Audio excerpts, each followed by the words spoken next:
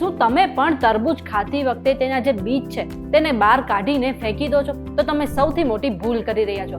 હવે નાનપણમાં જ્યારે હું તરબૂચ ખાવા બેસતી ત્યારે જો ભૂલથી પણ તરબૂચના બી ગળી જતી ને તો મને ડર લાગતો કે ક્યાંક મારા પેટમાં તરબૂચનું ઝાડ ન ઉગી જાય. ઘણા બાળકોને મારી જેમ આવા ડર લાગતા હશે, પરંતુ શું તમને એ ખબર છે કે તરબૂચ ખાવાના જેટલા ફાયદા છે તેનાથી વધારે ફાયદા તેના બીજ ખાવામાં છે.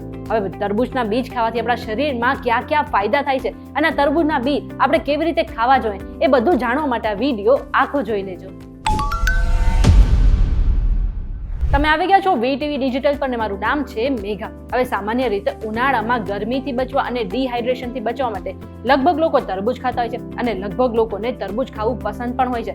હવે જે લોકો તરબૂચ ખાતા હશે એમને ખબર હશે કે તરબૂચ ખાતા સમયે આપણા મોઢામાં ચોક્કસપણે તેના બી આવી જતા હોય છે. એ સમયે આપણે પ્રશ્ન થતો હોય છે કે આ બી ખાવાથી આપણા શરીરમાં કોઈ સમસ્યા થાય છે કે પછી ફાયદો પહોંચે છે? તો તેનો જવાબ છે કે તરબૂચના બી જે છે આપણા શરીરને ખૂબ જ ફાયદો પહોંચાડે છે અને તેમાંથી સૌથી પહેલો ફાયદો એ છે કે આ તરબૂચના બી ખાવા હાર્ટ માટે સારું માનવામાં આવે છે, કારણ કે તેમાં મેગ્નેશિયમ, ઓમેગા 3 અને ઓમેગા 6 જેવા એસિડ હોય છે જે હૃદયને સ્વસ્થ રાખવામાં મદદ કરે છે. આટલું જ નહીં, હાર્ટ એટેકથી બચવામાં પણ મદદ કરે છે. બીજો ફાયદો એ છે કે આ તરબૂચના બી ડાયાબિટીસના દર્દી માટે ખૂબ સારા માનવામાં આવે છે, કારણ કે તેમાં બિલકુલ પણ શુગર નથી હોતી અને ખાસ કરીને તેમાં મેગ્નેશિયમ અને પ્રોટીનનું પ્રમાણ પણ વધારે હોય છે. હજુ મેગ્નેશિયમની વાત કરીએ તો 28 ગ્રામ તરબૂચના બીમાં લગભગ 140 થી 150 મિલીગ્રામ મેગ્નેશિયમ હોય છે અને તેની સામે જ 28 ગ્રામ તરબૂચના બીજમાં લગભગ 8 થી 10 ગ્રામ પ્રોટીન હોય છે, જે ડાયાબિટીસના દર્દી માટે ખૂબ સારું માનવામાં આવે છે. હવે જો ત્રીજા ફાયદાની વાત કરીએ તો તરબૂચના બી ખાવાથી આપણી જે પાચન ક્રિયા છે વધારે સારી બને છે અને વજન ઘટાડવામાં પણ મદદ કરે છે.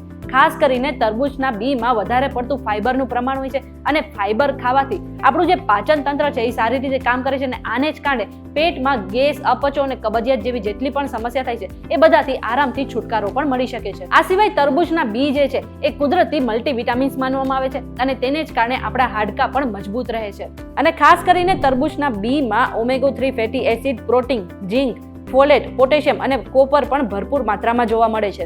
આટલું જ નહીં, આ જે તરબૂચના બી છે એ આપણી એનર્જીને બૂસ્ટ કરે છે, આપણી ઇમ્યુનિટીમાં વધારો કરે છે અને ખાસ કરીને આ તરબૂચના બી આપણી ત્વચા માટે પણ ખૂબ સારા માનવામાં આવે છે. અને આટલું જ નહીં, આ તરબૂચના બીમાં કેલેરી ઓછી હોય છે, તેના કારણે આપણું વજન પણ કંટ્રોલમાં રહે છે.